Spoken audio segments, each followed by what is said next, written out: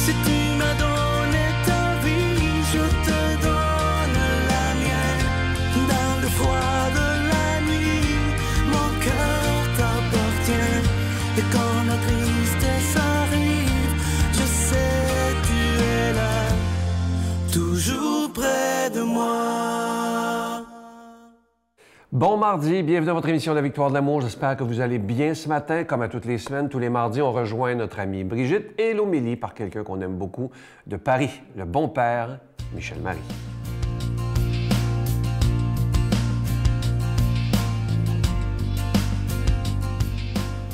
Bon matin tout le monde. Alors, dans quelques jours, ce sera l'anniversaire de mon bébé qui aura 12 ans. Alors, j'ai plus de petits-enfants à la maison, là. Il est grand. Vous savez ce qu'il m'a donné à Noël, mon petit garçon? Il s'appelle Joseph Olivier. Regarde bien. Il m'a donné un Jésus en gommis. Écoutez, il est trop cool! Il est vraiment cool. Il m'a donné ça en cadeau de Noël. Et vous savez qu'est-ce qu'il m'a dit? Il m'a dit, « Maman, je veux que tu traînes Jésus partout avec toi. » Donc, il veut que Jésus soit mon meilleur ami. Alors, je le traîne partout avec moi, comme ma Bible puis mon cellulaire. Et là, je l'ai mis sur mon bureau quand je travaille. Il est à côté de mon ordi, comme ça. Puis là, mon mari arrive à un moment donné. Puis là, il dit, « Ah, mais il y avait comme quelque chose que j'utilise pour mettre un poids pour la tonne de papier. » Là.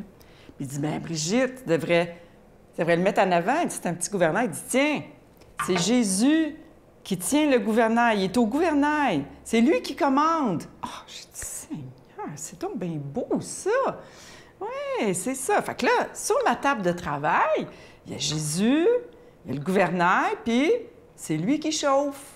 Là, quand je vous ai dit, quand j'ai décidé, je disais hier soir au souper, bon, bien, dans ma chronique, demain, je vais parler de mon Jésus en gommis avec mon gouvernail. Fait que là, mon mari dit, « Ah, ça me rappelle une photo de quand j'étais jeune. On m'avait offert une photo que c'était un petit garçon qui tient un gouvernail, puis tu avais Jésus à côté qui le guidait, tu sais, qui l'assistait dans ce chemin-là. » Il est allé me chercher un matin avant que je parte pour faire mes chroniques. Je voulais vous la montrer. Regardez ça! Regardez ça! C'est trop cool!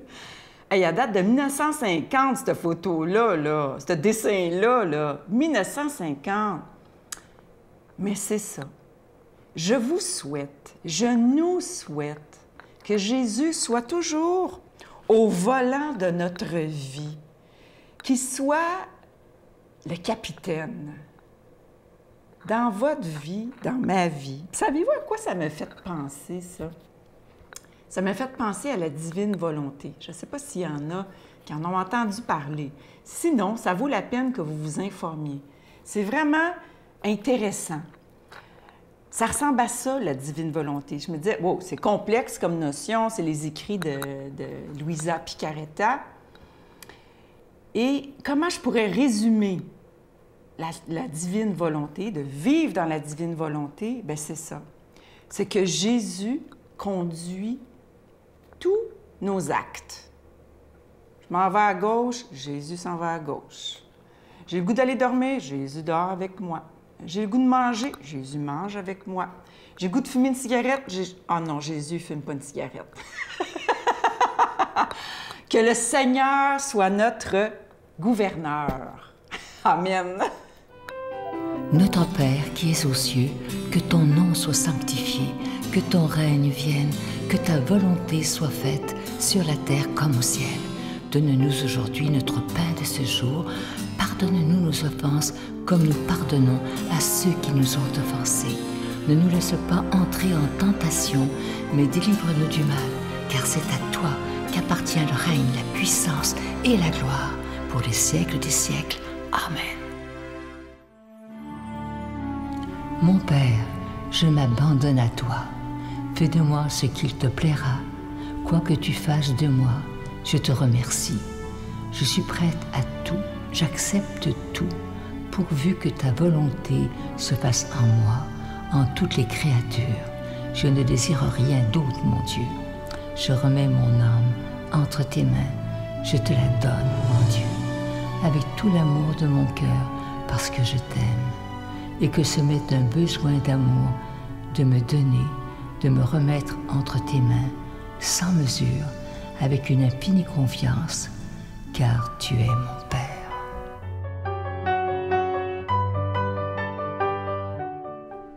Je suis tellement content de vous parler de ce magnifique cadeau du mois. Vous savez que le mois de mai, c'est le mois de Marie. On dit que c'est le mois le plus beau. Alors, il s'agit d'une exclusivité de la Victoire de l'amour, le bracelet en cristal bleu saphir orné de zircon. Il vient avec une médaille de Marie et l'enfant et ce bracelet, il est déjà béni. Je vous rappelle que vous le recevrez avec un don de 25 $ et si vous en voulez deux, avec un don de 40 $ parce que ça se donne vraiment bien en cadeau. Et en plus, vous recevrez un reçu pour fin d'impôt. Et n'oubliez pas qu'en aidant la Victoire de l'amour, vous devenez des protecteurs de la foi parce qu'on en a bien besoin dans les moments qu'on vit présentement. Alors, je vous rappelle l'adresse, la Victoire de l'amour, case postale 120, succursale Boucherville à Boucherville, le J4B 5E6, je vous la redonne. La Victoire de l'amour, case postale 120, succursale Boucherville à Boucherville, le J4B 5E6. Également par téléphone, par carte de crédit du lundi au vendredi de 8h30 à 16h30 dans le 514-523-4433,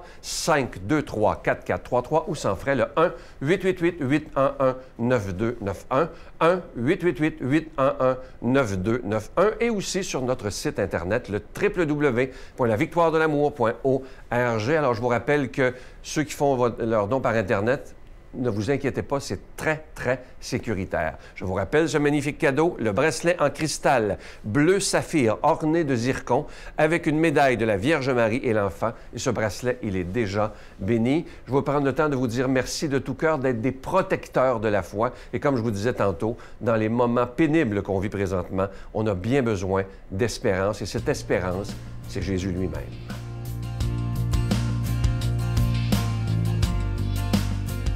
Mon Dieu, donnez-moi la sérénité d'accepter les choses que je ne peux changer, le courage de changer les choses que je peux et la sagesse d'en connaître la différence. Amen.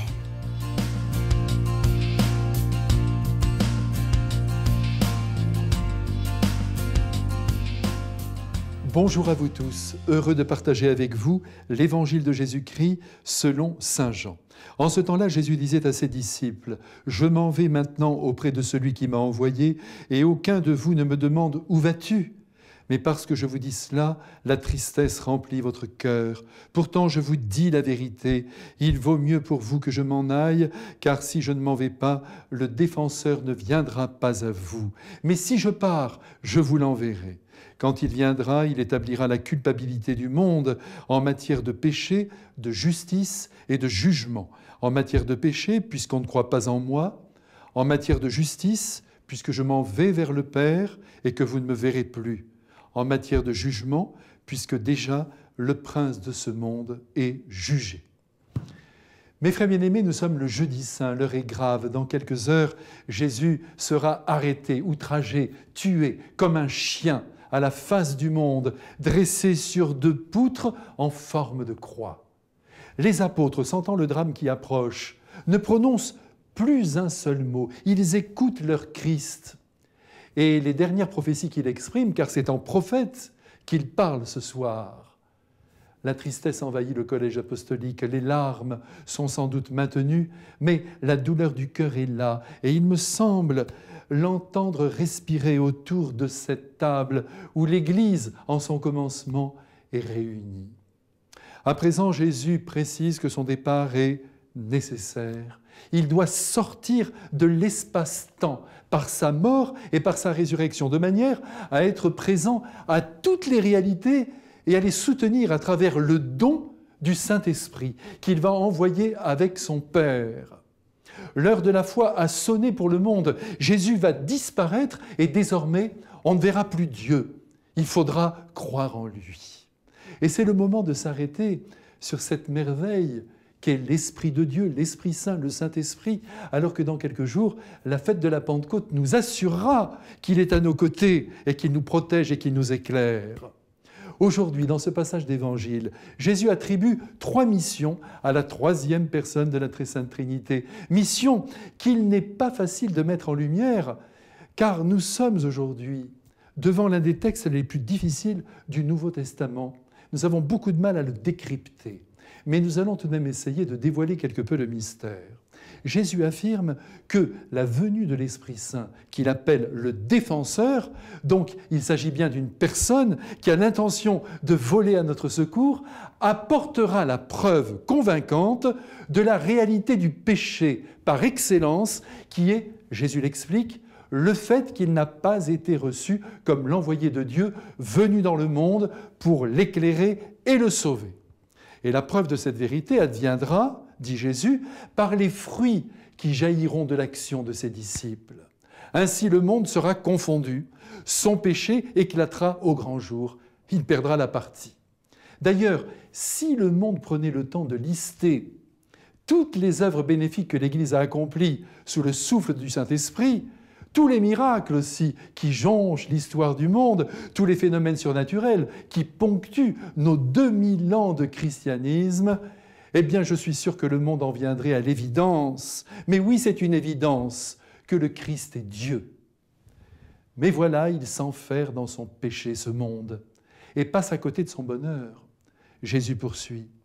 L'Esprit Saint montrera que je suis vraiment le Fils unique de Dieu. La preuve, la voici. Vous ne me verrez plus, je serai invisible au regard humain, et malgré tout, je demeurerai présent dans vos esprits et dans vos cœurs jusqu'à la fin du monde. Et personne ne pourra me chasser de l'histoire humaine. La justice est de mon côté, poursuit Jésus, et l'on va continuer de me suivre, d'écouter ma voix, de vivre avec moi et en moi. Enfin, Jésus ajoute que l'Esprit Saint prouvera au monde qu'il est le juge suprême, puisqu'il est le seul capable de détruire la racine même du mal, qui est le prince de ce monde, Satan en personne. Dès aujourd'hui, en raison de l'œuvre du Christ et de la présence de l'Esprit Saint en nos cœurs, Satan ne peut plus triompher. Lui aussi a perdu la partie. Vous voyez, amis que j'aime, à quel point il est important que nous reprenions conscience de l'aide incomparable que l'Esprit Saint nous apporte pour nous défendre contre les doutes qui peuvent envahir et même détruire notre foi, contre la tentation de faire du Christ un grand sage et non le Fils unique de Dieu, contre cette impression qui souvent nous habite, à savoir que le mal semble dominer l'histoire du monde. Eh bien, non, non et non. Le bien l'emporte, et l'emportera toujours, vous m'entendez? Les ténèbres n'arrêteront jamais la lumière.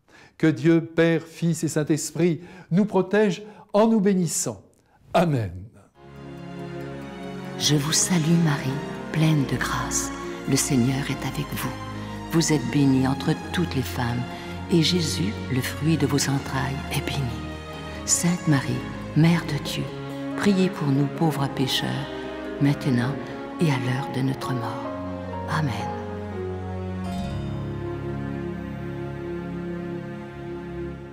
Je vous laisse avec une très, très belle pensée qui dit ceci. Écoutez bien.